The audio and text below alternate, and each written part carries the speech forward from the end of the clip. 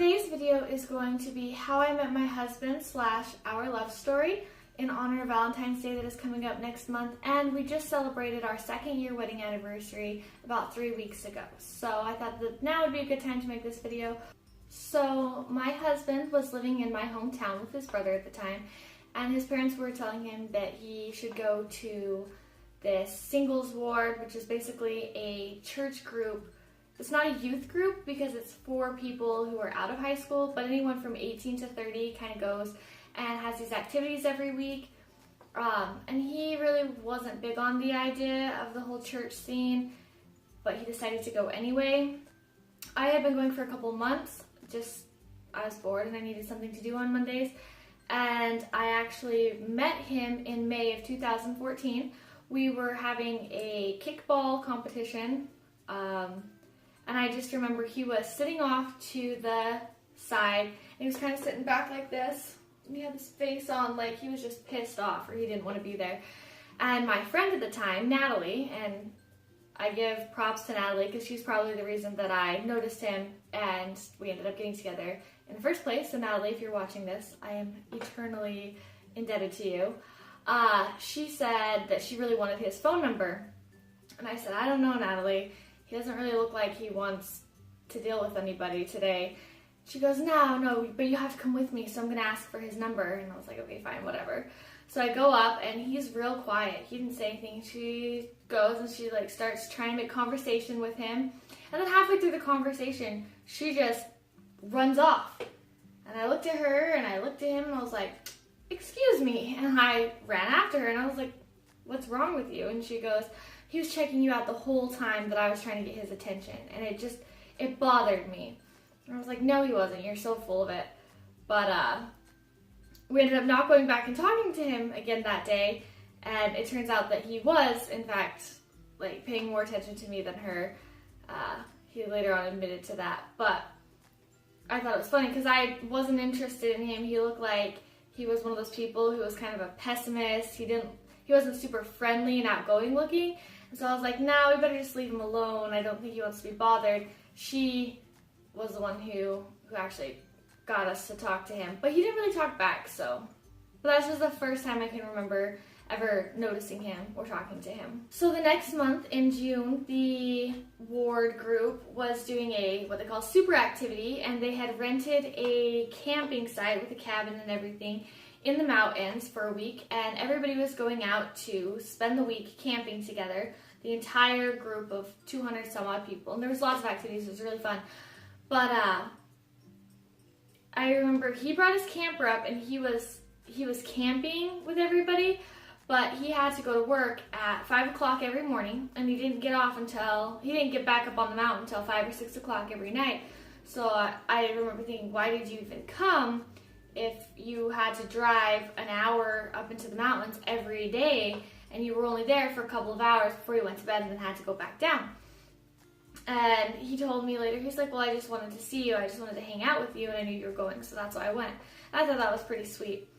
But we really got to know each other more during that week. We hung out pretty much the whole time. As soon as he'd get up on the mountains, I would ditch whoever I was with, and I would go and hang out with him. And we did our own thing, so we got to spend probably a good 5 days together in the mountains. And it was really nice. I was just learning about him and trying to fill out his personality because he was a very reserved person, and I couldn't tell if he was shy or if he was like snobbish. I don't know. But so June 20th of 2014 was when that camp activity was.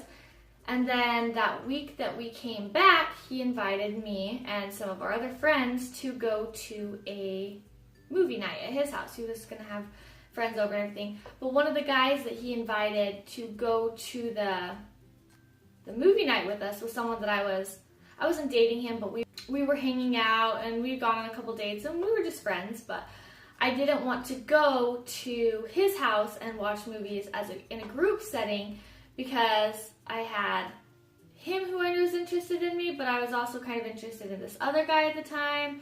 So I didn't want it to be weird and feel like I was in the middle of some awkward situation. And so I declined his invitation to go to his movie night, and it turns out he canceled the movie night when I wasn't going. So I thought that was kind of funny too. The next week he texted me and he said, do you want to go longboarding? And I was really into longboarding, and the group I hung out with, we did it a lot. So I was like, yeah, I would really like to. And then the night I was supposed to meet him, about an hour before our date was planned, and I was 19 at the time, take into note, my dad told me that I was grounded and not allowed to leave the house because my room wasn't clean. And I shared a room with my sister, and yeah, I was still living with my parents at 19, but so we got in this huge fight. He didn't know that I was planning to meet up with Michael later, and we had this huge argument, and finally I lost, and I texted Michael and I said, you know, I'm actually not going to be able to meet you tonight. I can't. But I wasn't going to tell him that I couldn't because I was 19 years old and I was grounded. So I was just like, no, I can't. I'm not going to be able to. We'll have to reschedule it. You know, kept coming up with excuses. And he said, well, can I see you tonight anyway? I have something for you. And I was like, that's kind of weird. But I was like, okay, I'll make up some excuse that I have to run down and pick something up from my friend's house. And I'll meet you halfway between our houses, because I lived about 15 minutes out of town. So I'll meet you at this gas station. And I didn't really know him at the time, so I took both my sisters with me because I was like, this is kind of weird that I'm meeting this guy that I don't really know a whole lot in the middle of the night at a gas station. So why don't you just ride along with me? And so they were in the car, and when I parked, I got out and I walked over so he couldn't see that my sisters were in the car. And he had a banquet of flowers. And I was just like, why did you get me these flowers? And he was just like, well, because we had a date.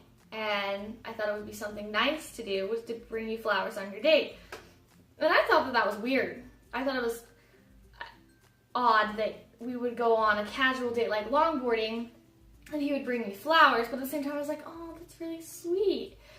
And there were peach roses. There was no way I could explain to my father why I was grounded and I had gone to my friend's house to pick up some homework or something, and I came home with a bundle of flowers. And so I ditched them on my way home, and I was so sad to part with them, but I left them at my friend's house, and I was like, here, have some flowers, because I can't explain to my dad why I have these flowers here. But anyway, when I met him and he gave me the flowers, I was like, oh, that's really sweet of you. And he hugged me, and I was just like, well, this is weird now. How do I just like leave and not say anything, you know? And so I said, I know you like camping, because we just went camping last week. My family is actually going camping on the 4th of July, and I know, you told me that your family's out of town. So if you would like to spend the 4th of July with me, you're welcome to come camping next week with my family. And he was like, yeah, I'll be there. And I was just like, okay. And I went home. And I was like, why? This is going to be so weird to explain to my parents why this guy that I'm not even dating is going to come and stay in the mountains with us for a couple weeks. And I just had a lot to process. But I remember getting back in the car with my flowers. I was just looking at them, and I didn't know what to think about this. And both my sisters are like, that was so sweet. And my one sister, she goes, you have to marry that boy. He's the only one who ever brought you flowers for no reason. And I looked at her and I was like, shut up. And then we left. So that definitely played an important role into how we got together. Moral of the story, buy a girl flowers for no reason. She'll think it's weird, but she'll love it.